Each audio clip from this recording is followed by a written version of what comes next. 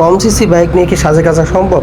আমি মনে করি যে সাজেক আসার জন্য আসলে সিসিটা ম্যাটার না, আপনি কতটা কনফিডেন্স নিয়ে চালাতে পারবেন সেটা ম্যাটার। দেখেন আমার সামনে কিন্তু একটু কিছুক্ষণ আগে একটা বাইকে 100 সিসি বাইকটা ছিল, সেটাতে 3 জন মিলে কিন্তু সাজেক যাচ্ছে।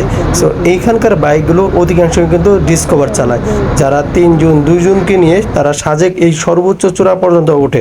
তো আসলে কি সাজেক ওঠার জন্য বা সাজেক যাওয়ার জন্য আপনার মনের কনফিডেন্সটা অনেক বড় গুরুত্বপূর্ণ। হ্যাঁ, তার মধ্যে কিছু টিপস আছে কীভাবে বাইক চালাবেন, কীভাবে বাইক চালালে আপনার সেই সাজেক পর্যন্ত উঠতে পারবেন। সেই টিপসগুলো যদি আমি আপনাদের দিই, তাহলে আপনারা যে কোনো বাইক নিয়ে 100 সিসি বাইক নিয়েও কিংবা 80 সিসি বাইক নিয়েও আপনি সাজেক উঠতে পারবেন।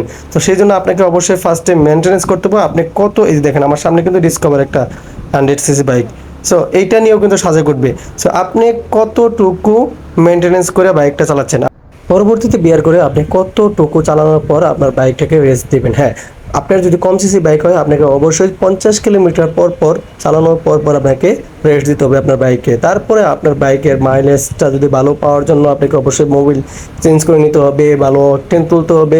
দেন আপনি যদি সেই বাইক নিয়ে সাজেক আসতে চান, আপনি অনায়াসে সাজেক আসে এই ধরনের সিনারি উপভোগ করতে পারবেন। সো আপনার জন্য রইল শুভকামনা। পরবর্তী ভিডিওতে আমি আপনাদেরকে জানিয়ে দিব কম খরচে কীভাবে সাজেক থাকবেন। সেই ভিডিও দেখার জন্য অবশ্যই একটু ওয়েট করতে হবে।